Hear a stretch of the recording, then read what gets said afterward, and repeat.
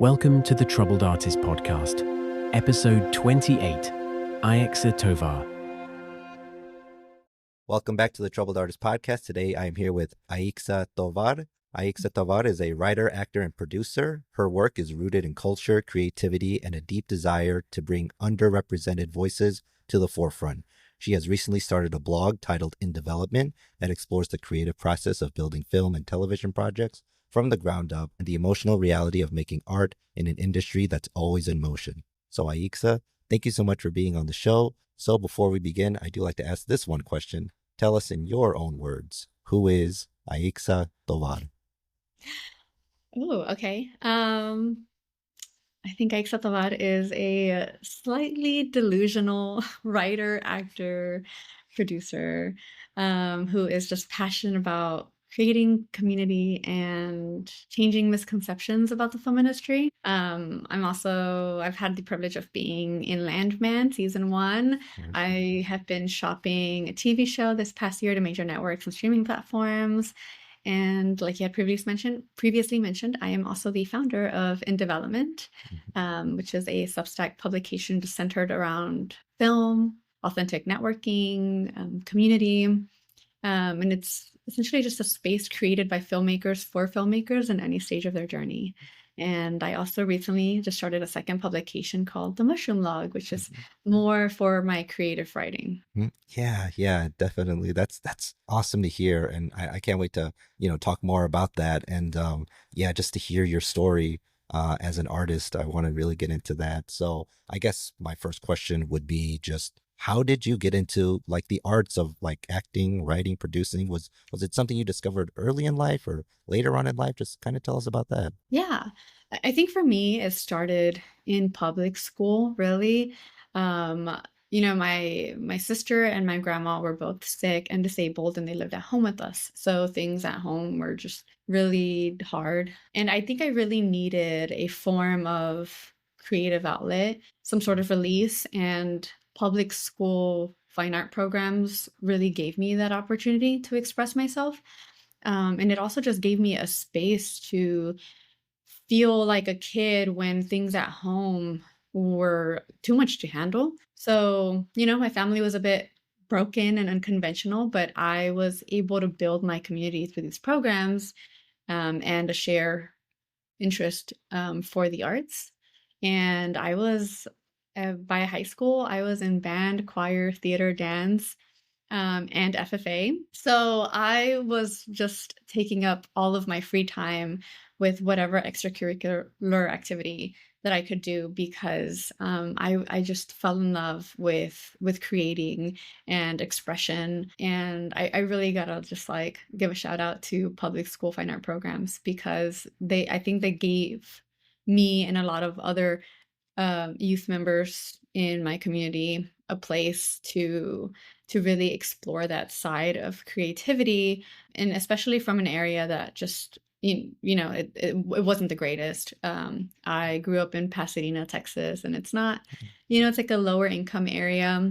There's a lot of violence and stuff there, and so I got to give it out to public schools. Mm-hmm. Yeah, definitely. It's really great that you're able to find that creative outlet, like during, tough times that you've been going through. Because yeah, I feel like that's just such a great like escape because there's a lot of stuff can happen, in life, or there's days where, like the creativity isn't there, and I think it's always good to just stay creative, go to like that Yeah. happy place, whether it be film or just writing, painting, poetry, whatever it may be. I feel like that's just so important to have like that, just that creativity inside of us, just to steer Absolutely. away from all of like the negative stuff that could be happening. I feel like that's important to have. Yeah, and it took me, I feel like it took me a while to jump back into the arts as an adult because I was so convinced that I couldn't have a serious career as a writer or an actor. But I think like it's so important to give credit to the encouraging people in my life, people who worked in film already that gave me life-changing opportunities, friends and family, my wonderful husband who really helped me like see my potential. And he was the one that really pushed me to follow my dreams when everyone around me would judge and question my desire to pursue a film career, because everybody was like, an actor? Are you sure? And by that point, I was already married. I had already purchased the house. I had a full-time job. So, coming out and kind of being like, hey, I'm starting to realize that I've been unhappy for a really long time. And this is what brings me true happiness and joy. And I really want to pursue it. And then having everybody around me kind of just being like, ooh, I don't know, that's risky. But yeah. So it was, I love the arts, and it was something that was like really risky, and I think any creative can kind of relate to that. But having just people around me to support me was huge in making that decision. Hmm. Yeah, yeah, definitely. I mean, that support is always so important, and it's really great that your husband was able to give you that support, and you just know it deep down inside, like this is what I want to do. You definitely hear like a lot of stories about acting and how with some people it didn't really work out, or they're just kind of doing it on the side while they do like their 9 to 5, or you also have other like success stories, where it's like they take that risk and they got so much success with that. I mean, I just want to just bring up, your co-star in Landman, Paulina Chavez, who it seemed like, because I recently listened to like this other podcast that she did. I Yeah. think it was released like a couple days ago, but she mentioned like those struggles that she went through, and what her family did to help her follow her career as an Yeah. actress. And yeah, she's doing so many great things. I mean, we'll definitely talk more about it when we get to the Landman discussion, but because there's a lot I wanted to talk about there. But that's just like one of the success stories that kind of came to my mind, and also just you mentioned like Texas. I also have family from Texas as well, like in El Paso, which was crazy because when I heard Paulina was from El Yes. Paso, I was like, oh wow, that's crazy, So Yeah. I do want to talk about, because you mentioned in development and the mushroom log, and I feel like that's just such a great way for artists to share their stories and what that main inspiration was behind in development, as well as also your creative writing Substack, the mushroom log. So could you kind of go more into detail about that? Yeah, of course. So, like I had mentioned earlier, I have been shopping a show this whole year, and it was such a privilege to just get to talk to all of these networks, all of these executives, just to be in that space. And there was one specific network that I really, really wanted to work with. It was like my dream. And they seriously considered our project for a while. And I really thought like, wow, this is a good sign. My manager was like, this doesn't happen often. So, you should feel optimistic about it. And at the end, they ended up passing on the series. And I was devastated. um, but when I talked to all of my film friends about it, no one cared about the outcome. They all were just so curious and proud of the journey. And everybody just wanted to know like how someone with such little experience, because I've only been in the film industry for like 5 years, and that is so little compared to like other people's experiences. And they just wanted to know like how I made it into the room. And being asked that, it kind of, made me realize like, well, the truth is, I don't know how I got into the room. I got, I take away a lot of my own credit because I did a lot of work, but also there were so many people around me that supported me. I work with two producers who worked endlessly to network, send cold emails, go to conventions to pitch our project. And it was just like a combined effort, and that rings so true to the film industry in general. And so I just like realized that it wasn't my story to share alone. And everyone kind of just thinks that the film industry is gatekeepy and that networking can feel inauthentic.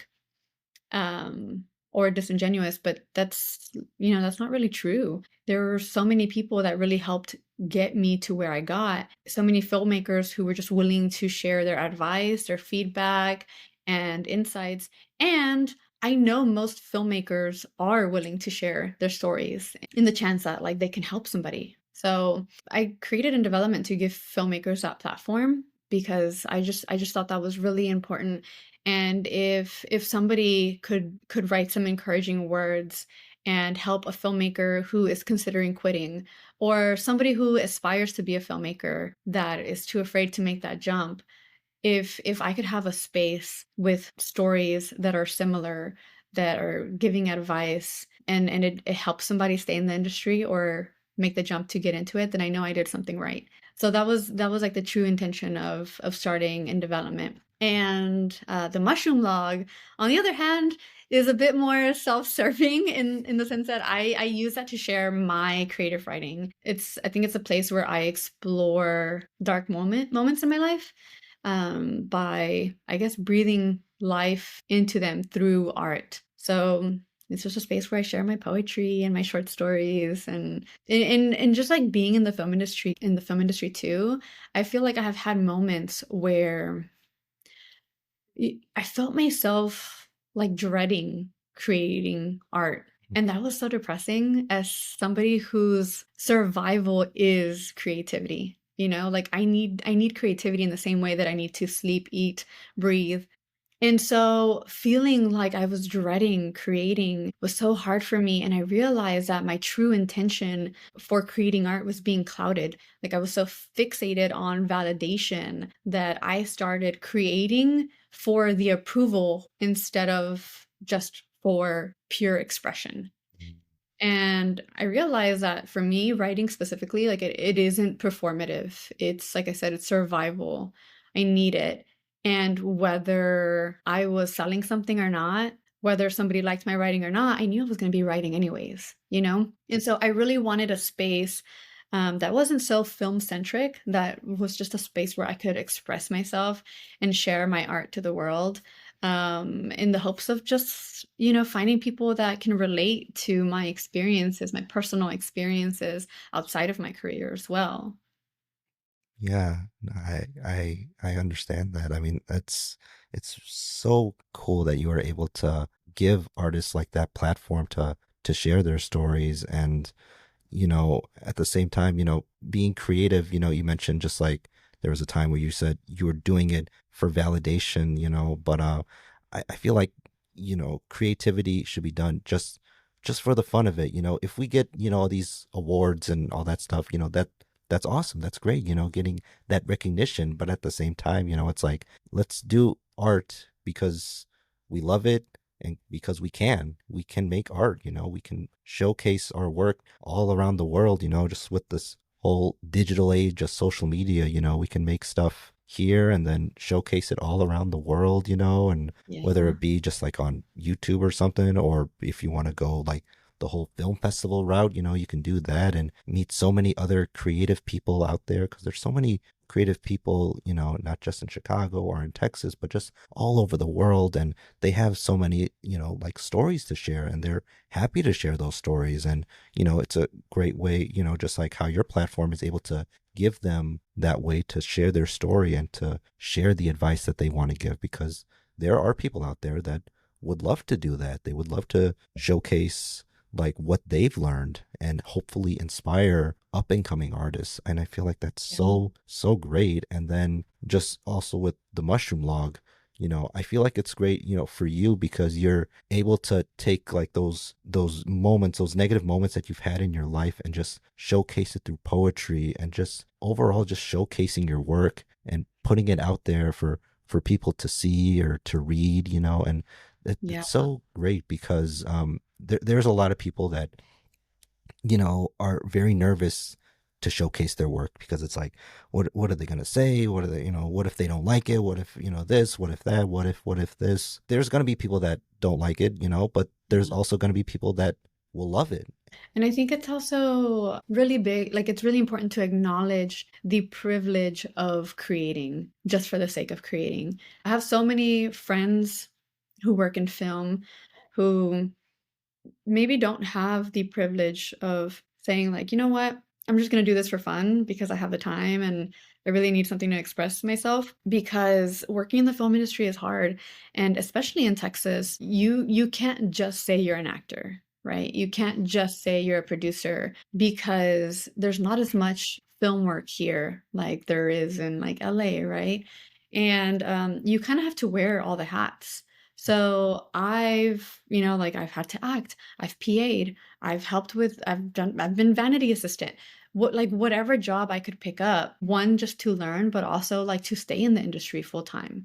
There's so many people in the film industry that have to work endlessly to survive, to feed their families. I think creating art is just, it could be seen as a privilege in that way. Because it's sometimes it's hard. It's hard when you're worried about survival to come home and want to say like, okay, now I want to sit down and I want to write for hours. Like some people are just like, I want to be a couch potato for the next couple of hours before I go to bed, because I have to get up at like 4 in the morning and catch this sunrise for this commercial. And also within development, like I really just wanted a space to highlight these voices, because I think working in the film industry can feel very isolating. Like even though the film industry inherently is like it's about collaboration, like you can't make a film alone. The plight of the artist feels very lonely. There's so many moments that I've reflected on where I've seen other filmmakers who have lost a loved one and they still have to go to work the next day, who have experienced bankruptcy, or they're in debt because most artists are independent contractors, or they've been shunned by their family because they chose a career path that didn't align with their vision. I think sharing those stories, sharing like the literal but also the emotional cost of being a filmmaker is really important, because even though my plight may be different than yours, we can share the experience of what it means to be an artist and the sacrifices that it takes to be an artist. Yeah, yeah, definitely. I mean, we just have to find the happiness in ourselves because, like we said, there's a lot of tough times that can happen, and you have to be you have to be a little bit crazy to go into an industry like this, because, but Yeah. and you have to love it. You truly have to love it and be passionate about it, because there's just going to be so much more rejection than there is positive. You got a lot more no's than you do with yeses. And, because I think people, when they see film, they see like the glitz and glamour of it all, the Oscars and all that, and the fancy dresses and the awards and all this stuff. And there's just so much that happens behind the scenes, Mm. long, stressful hours, and projects not coming to light because of like financial issues or whatever it may be. There's just a lot of stuff that can happen. I've never been on a set where like there hasn't been an issue. So like you can't avoid issues, you can't avoid mistakes. Like it's gonna happen, but I think what's really important is to just be able to pivot and adapt to situations. But yeah, like you make such a really good point about like you have to be crazy. And I think that's one of the reasons why I'm so proud in calling myself delusional. Like I think there's a negative connotation to that word, but you really do have to have some level of delusion to make it into the industry, because I always think about like this past year for me specifically has been huge. Like some of the meetings that I've had, some of the people that I've met, some of the conversations that I've had that I never imagined I would be having. But I have to always remind myself like I wouldn't have been here having this conversation or in this meeting or in this room with these people if I wasn't delusional enough to believe that I could have made it. If I wasn't delusional enough to have quit my job. Now, I'm not saying like, hey, go quit your job. And if it's feasible for you, there's nothing wrong with having a little bit of delusion, being a little crazy, because you need that. You're gonna face so much hardship in this industry. And if you're not delusional enough to be like, you know what, I can do anything, then I think it's gonna trample over you. Yeah, definitely. Don't be afraid to be delusional. Yeah. So that's a good thing. Sound advice, but it worked for me. Yeah, I mean, yeah, if it worked for you, that's great. And, maybe someone listening in can say like, that person makes a good point, and that can give them that courage to not be afraid. I want to talk about like because I've read some of the blog posts that you've done, not just for in development, but I know also on your website you talked about like these events that you've went to. I guess one that stuck out to me was that time when you and Paulina Chavez went to was it like Jessica Alba's house for like this for Yeah. this event. Which was my first time in LA, by the way. Wildest first LA trip ever. You know what I mean? Most people just like go to the beach and go take photos with like the Hollywood sign. I didn't have time for that because Paulina was taking me on the most crazy adventures. what was what was that like? Like how was it? Just how was that experience? Well, first, I just have to say, like, thank you to Paulina because she was gracious enough to invite me and pop my LA cherry.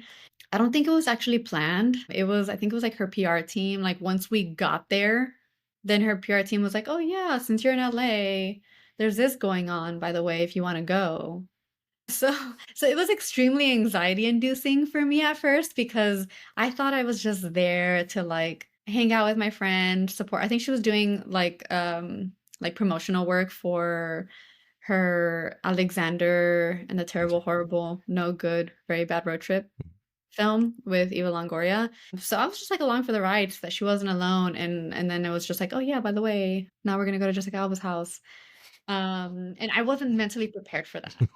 I wasn't mentally prepared to be in that space at all because, again, I wanna emphasize, like, slightly delusional. Like, I had confidence that I could, like, book a commercial, right? But I didn't think that I was gonna be in those spaces anytime soon, especially with how early I am in my career. So, I wasn't mentally prepared, and there was a lot of anxiety behind that, and it came from a space of what was a word that you said earlier? You used like not feeling like you or imposter syndrome. There was a lot of imposter syndrome there because I wasn't invited for my own merits, right? Like Paulina was invited and she had a plus one. And so I knew I was going to be meeting these people, having these conversations about film, about art. And I kind of kept thinking, like, I'm not qualified to be here. I'm not qualified to have these conversations. And especially, I'm not qualified to be having them with Edward James Olmos, Eva Longoria, like all these people Yeah. who are all so sweet and welcoming, by the way. But this event, it was called Culture Maker. It's Jessica Alba's yearly event, and it's like a Latino networking event to kind of just bring together Latinos from different industries. There was like actors, singers, producers, agents, makeup artists, people from all different corners of business in general. And it was amazing. And it was also so enlightening because I think you walk into these rooms with a certain expectation of what these people are going to be like. And an anxiety that comes from that, like these own expectations and scenarios that you've created in your head. And then you get there and there's like people wearing socks and sandals and a t-shirt and shorts and I'm over here like overdressed because I was so nervous, not knowing what to expect or in what way I needed to impress people. And really they're just people. They're just people like you and I. And that I think was a part of the industry that I really needed to see because I think like in the film industry it can just feel intimidating and scary to meet people who have those kinds of credits and experiences. So it was super enlightening. I met so many amazing people who have been gracious enough to give me advice and I'll never forget that moment. It was insane in a good way.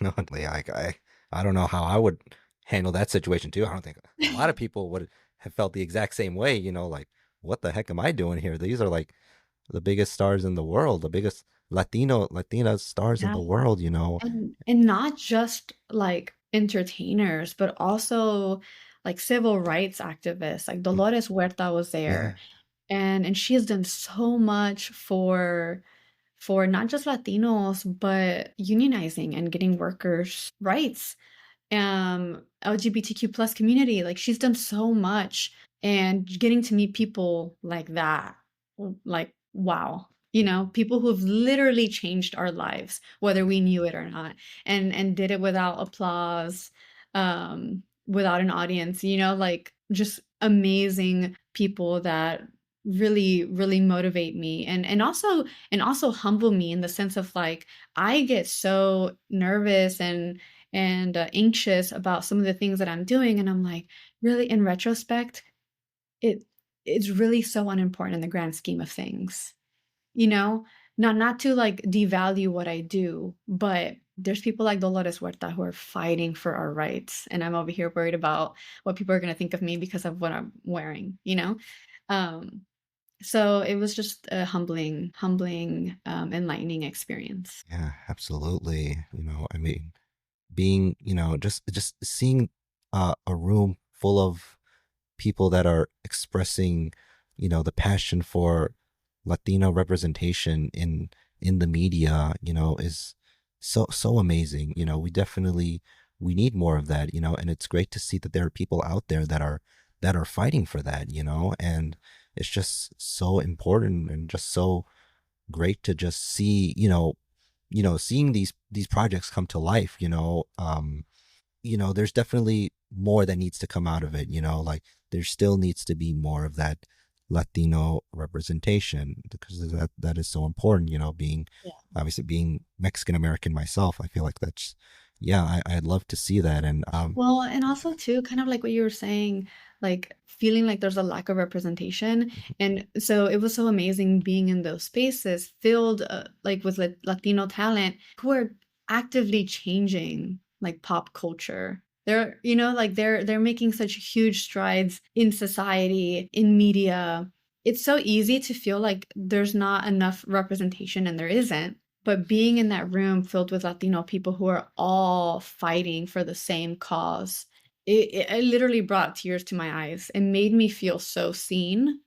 And it made me realize like we are out here. They are fighting. They're fighting to open up the doors. But just like John Leguizamo had said, and I'm paraphrasing here, but he said something along the lines of like, Latinos are not allowed. We're not allowed to fail. We're not. We fail, and it gives studios an excuse to not film the next Latino show that gets brought up to their desk. And that's really disappointing because I mean, there's so many films out there that probably shouldn't have been greenlit in the first place, to be honest.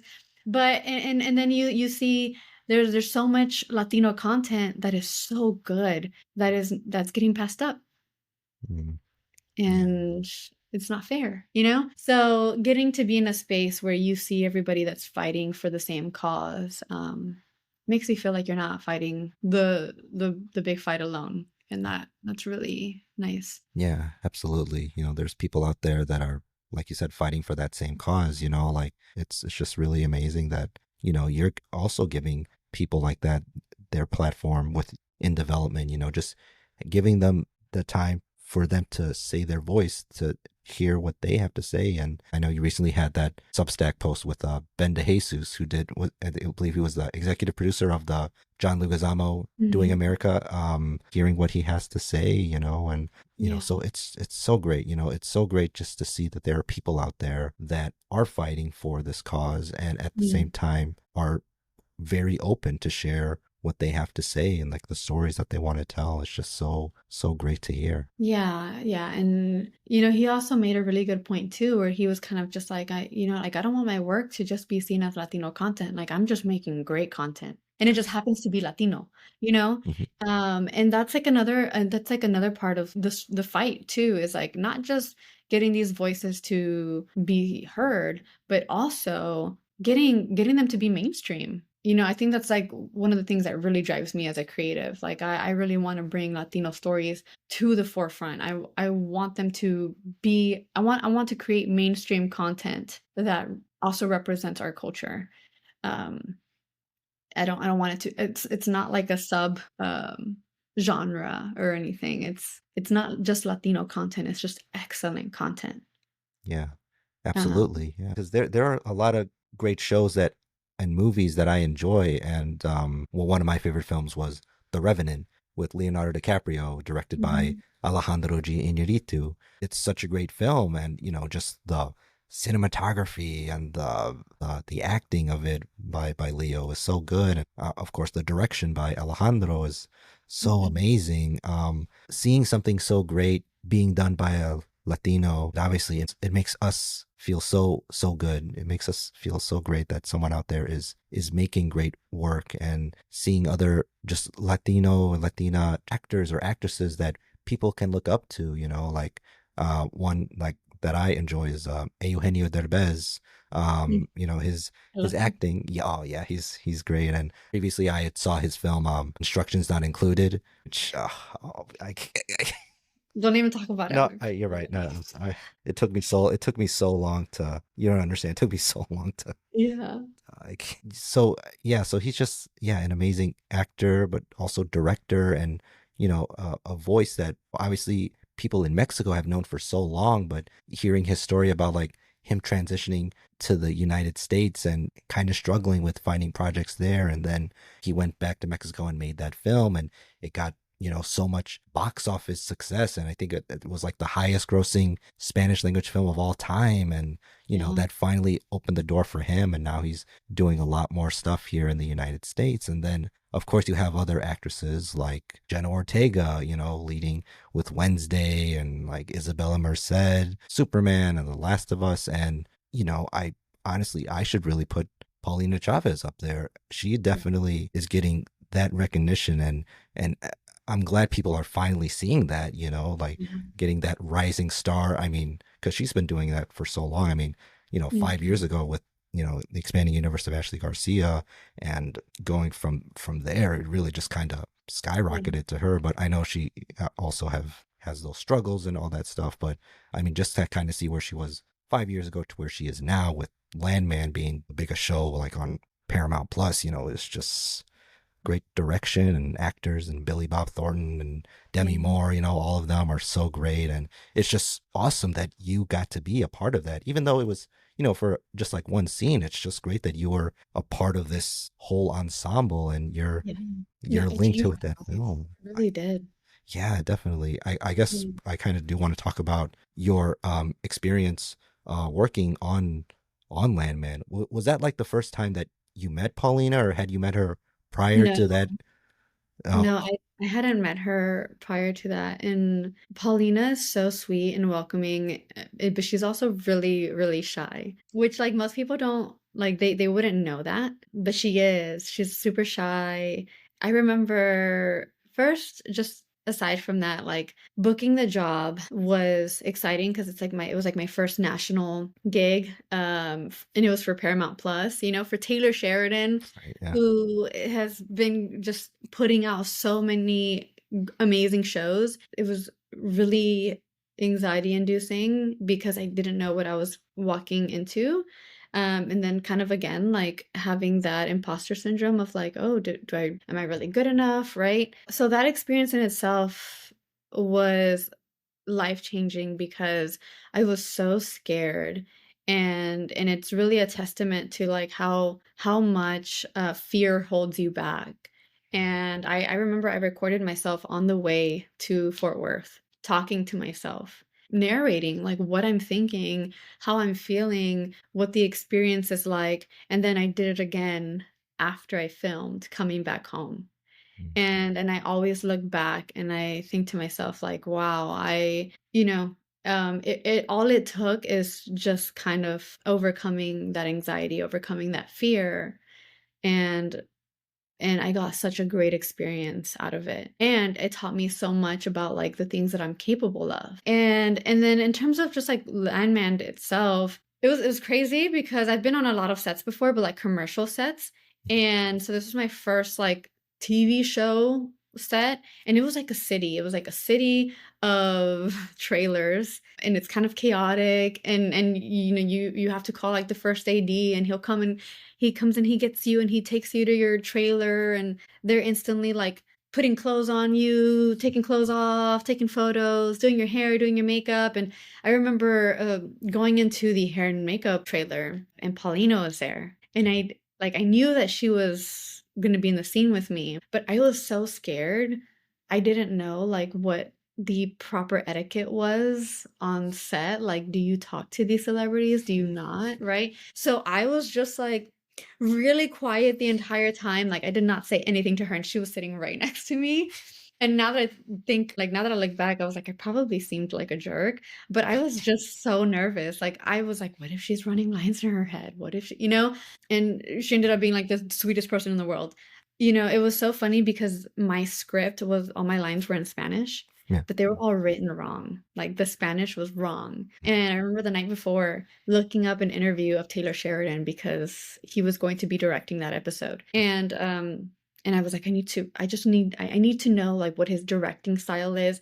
And the first interview I look at is Taylor Sheridan being like, I don't pay actors to write. I pay actors to say the lines, like how I write them, and da da da. So that the first thing he like that tells me is like, oh, he's a stickler for the lines. Like, there's no room for improving or anything like that. Like, no, like he just wants you to say things how they are written. And I was like, but mine are written wrong. They're wrong. Like, what do I do? And I get onto set with Paulina and Jacob Laughlin. The first thing Paulina does is she comes up to me and she hands me a piece of paper, and she was like, I rewrote all of your lines for you. Like, I don't know if you know how to write in Spanish, but I just, I noticed they were wrong, and I just, wanted to do this for you. And I was just like, oh my God, you're their literal angel. Okay. Um, Wow. so yeah, so she was super sweet. She made me feel, her and her mom made me feel like really safe and welcomed in that space, and even more so because they were Latinas. And so we really got along in that aspect, and it was just like, oh my gosh, you're a Latina. Oh my gosh, I'm a Latina. Look at the things that we're accomplishing. And then I got to meet Taylor Sheridan, and he was so intimidating because he came in like, with jeans and a big old belt buckle and a big old hat, spurs, walked in and was giving Jacob like some tough but constructive criticism, and just kind of turns to me with a serious face, and he's just like, thank you for being here. And I was like, oh, thank you for writing this character. I don't thank you. But yeah, it was a really great experience, and me and Paulina ended up becoming like best friends, and it really changed my life. And not so much so because of all of the opportunities that she has been so gracious enough to bring me along to, but just because I get to be with somebody who is mission driven, and we share the same mission, and wanting to kind of create opportunities within that mission for people in similar ways. And like Paulina has her foundation. She has like a scholarship for I don't know if it's just in San Antonio, but she has like a scholarship for students being able to see somebody who is experiencing the industry, maybe not the same way that I am, but in the same way that I want to, and being so honest about her experiences, being so vulnerable about her feelings and just what the industry, how it's treated her, and also just being so open to sharing. I think one of my inspirations within development too is like, here's Paulina Chavez, who is successful, who's in all these big shows, who is a celebrity, but she is the most giving person that I have ever met. So wanting to highlight people like that, like these people are human. Yes, like they've accomplished a lot, but like reminding ourselves like to humanize these celebrities and these successful people. And yeah, so Landman really, really changed my life. It was amazing, and Yeah, and I have, like, other highlights in my career too, but Yeah. Landman was huge for me. And I haven't, in terms of like TV, like film and TV, like I haven't booked anything just as big since then. Like I've booked a lot of like big commercial stuff, but I haven't booked anything big in film and TV. But that one experience was like a domino effect, and it's led to me really, really focusing on like who I am, what my mission is, what my message is, what my brand is, what my goals are.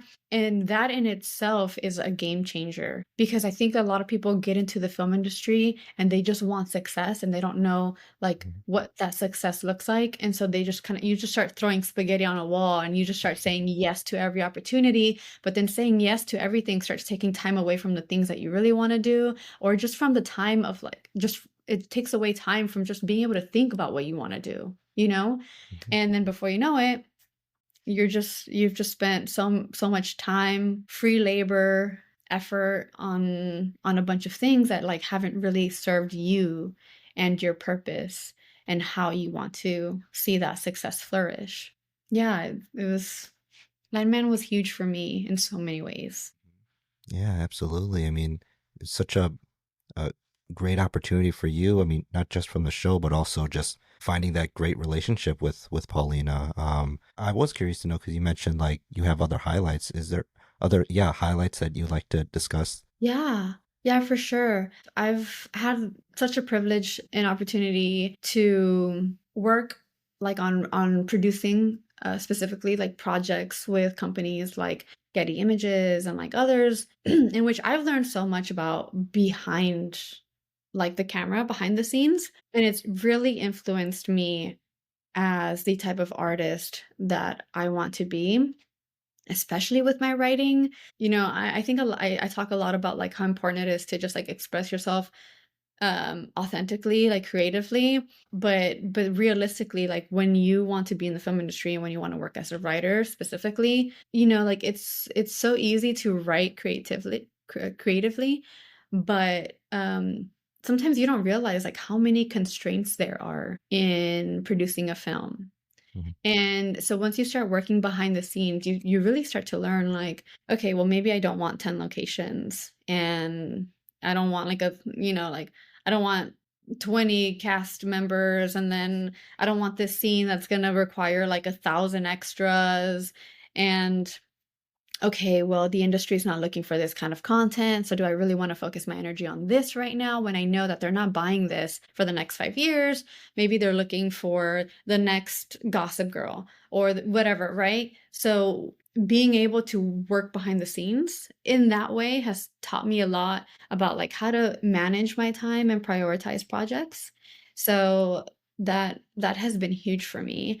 It's just been a great opportunity. I just had so many great opportunities that I'm really grateful for and that have really shaped my career. Absolutely, and I'm so happy that you're able to do that. And again, I wish you continued success with that. And I'm really excited to see like your next project that you're working on. And well, I am curious. Like, is there any like projects that you currently have in the works that you could talk about, or anything Yes, that you yes, can? yes.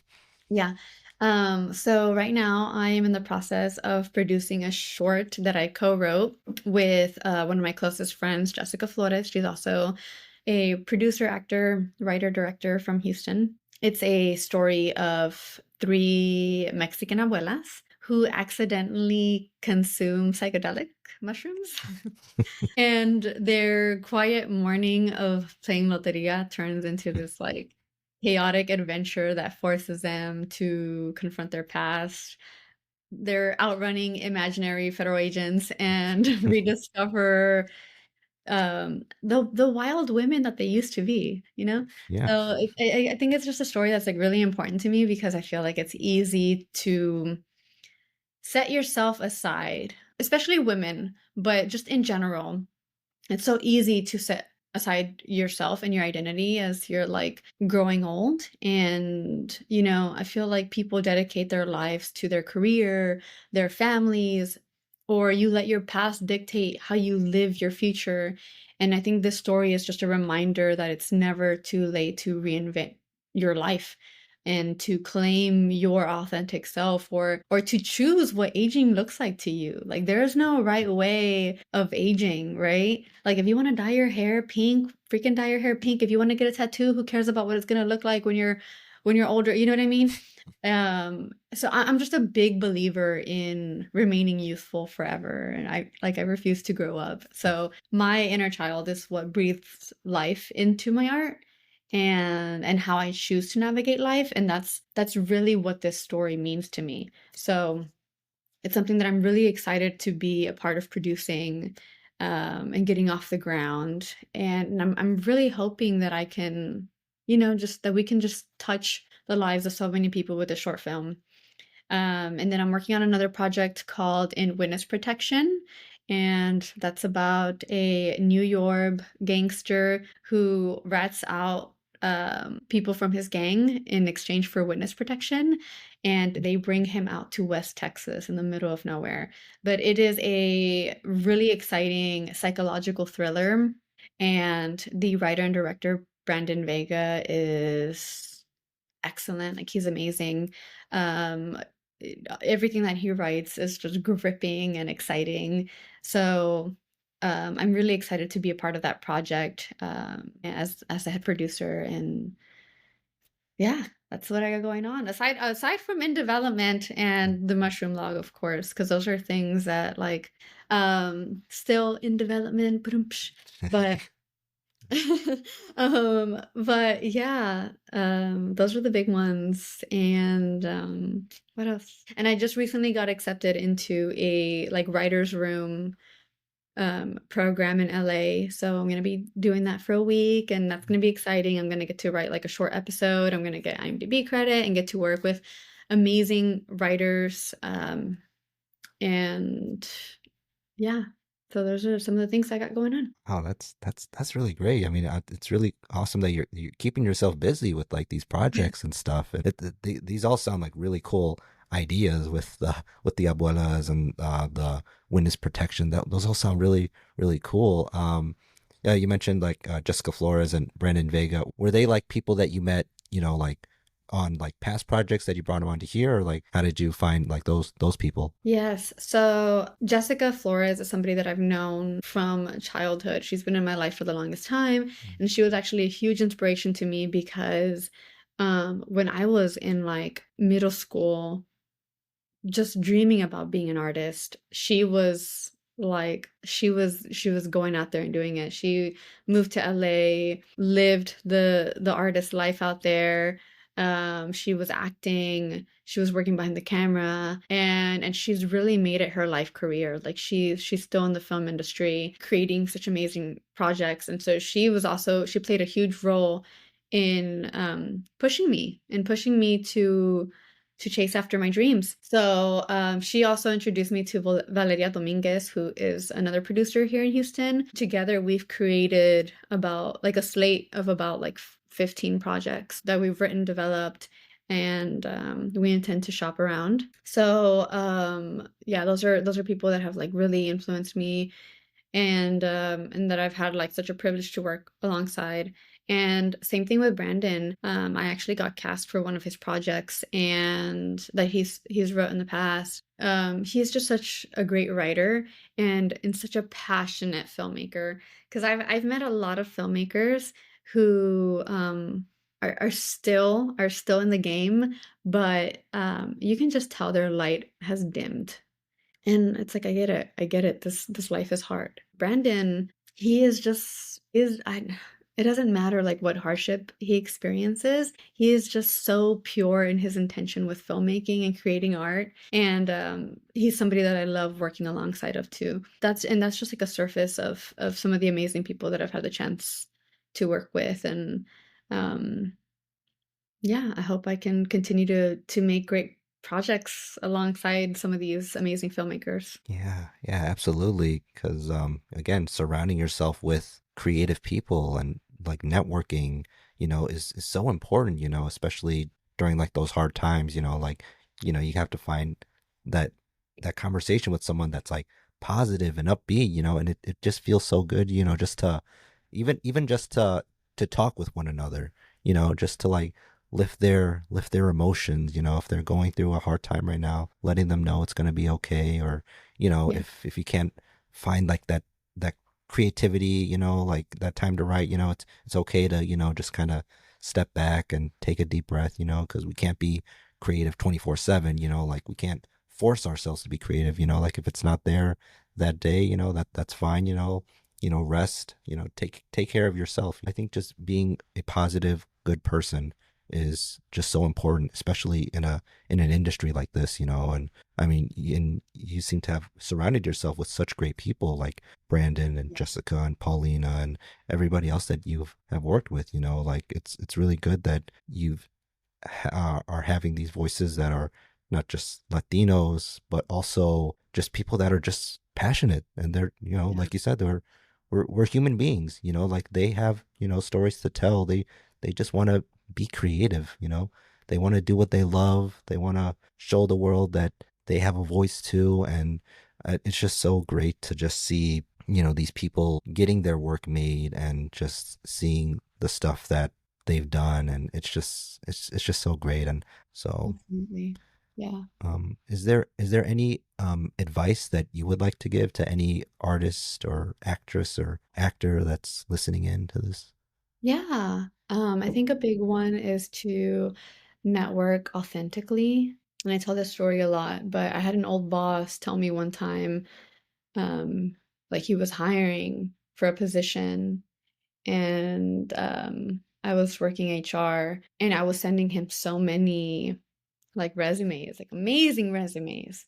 And it was like a month that had passed, and I was like, bro, why haven't you hired somebody? Like, we need somebody for this position. Like, I've sent you so many good resumes. Like, at this point, I don't even know what you want anymore. And he was like, look, yes, the resume is important, but aside from that, like, I also want to work with somebody that I can consider a friend, because I spend more time at work than I do at home with my family. So if I'm going to be spending time with somebody, I want it to be somebody that I can see myself being a friend with. And that really stuck with me. And I think most people in most industries function that way. And so I would say, like, what does networking authentically look like? Like when you meet people, get to know them personally. Be their friend.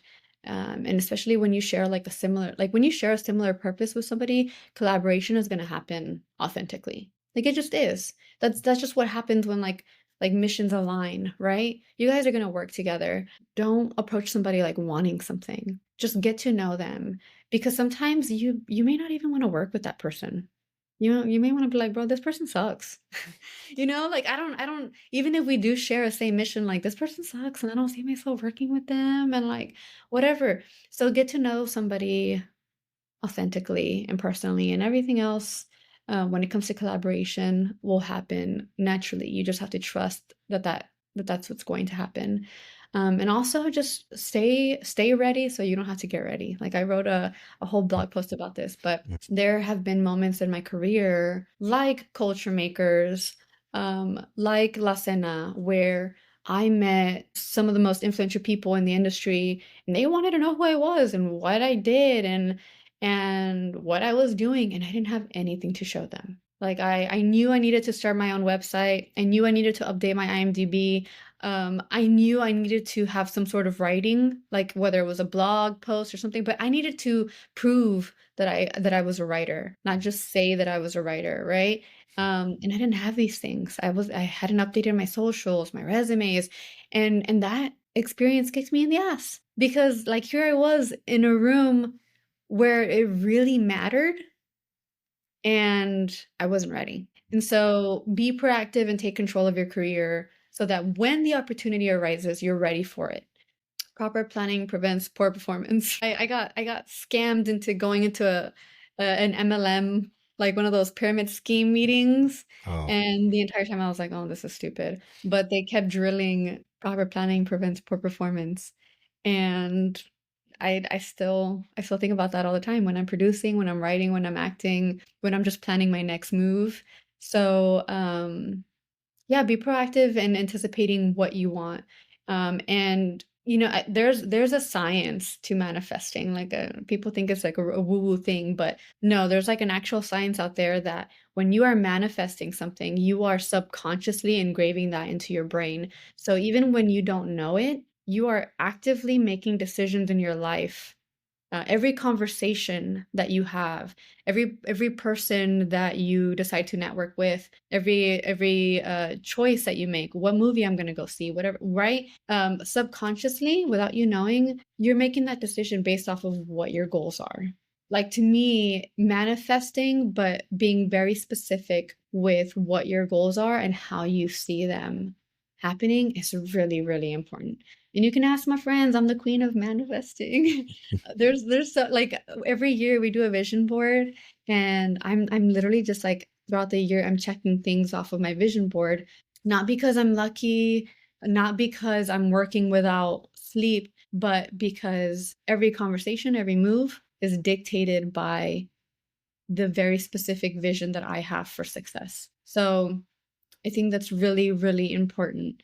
And just sit there and like envision, like, what rooms do you see yourself in? What people do you see yourself talking with? What are you wearing?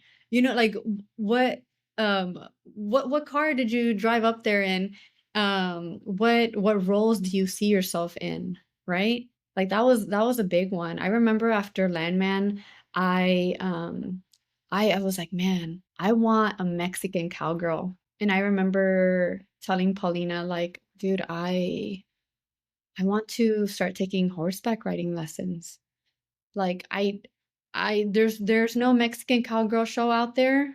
They're not casting for a Mexican cowgirl, but I'm going to actively do things that like align with my vision, because you never know. I may post a picture of me riding a horse, and then a casting director sends me this audition or whatever, right? And then sure enough, freaking Paulina was like, "Hey, let's go to Taylor Sheridan's ranch." He gave us permission to go learn like how to ride horses. So we learned from like these rodeo like champions, like got to ride like these retired rodeo horses that were in like Yellowstone and other Taylor Sheridan shows and films. And I'm just like, bro, I'm just gonna say I manifested that because I was talking about it nonstop, and so um yeah, I'm like a big believer in believing in yourself. And I think it's really important, like when navigating, I think just life in general, like to navigate life through exploration and not desperation. um because you mentioned patience earlier, and I always use this as an example, but my husband and I will go to IKEA and we'll buy whatever piece of furniture, and he has no patience for building furniture. And something, if it doesn't fit right, like he will try to force it in and then break it, right? And then we have like a crooked freaking cabinet. And it's the exact same thing with life. I've noticed, like when you try to force things to happen, like situations or conversations, it's somewhere it fractures that moment. It fractures that relationship or that conversation, and like just trusting that things are going to happen naturally. Um when you are just approaching things through genuine interest and exploration, because I think like with desperation, you start to get into this really weird line of like almost like putting yourself at risk. Sometimes when people say they'll do anything for something, well then where do you draw the line with like your safety, with your integrity? And sometimes you may accomplish your goal, but it may not be in the way that you wanted to, and if ruins future opportunities, or you may end up finding yourself in a situation that like you can't recover from. So that's another like really, really important thing, that I just wanted to kind of note from my personal experiences. Hmm. Yeah. I'm glad that you shared that, because I feel like someone could take that advice and put it, close to their heart, and move forward with what they're going through, because again, hearing advice like that and hearing those struggles, knowing that they're not alone in this, like I said, if that person can do it, find that success with all the struggles and all that, then I can do it, and Yeah, that's just so good, just to inspire one another and absolutely. see their voices.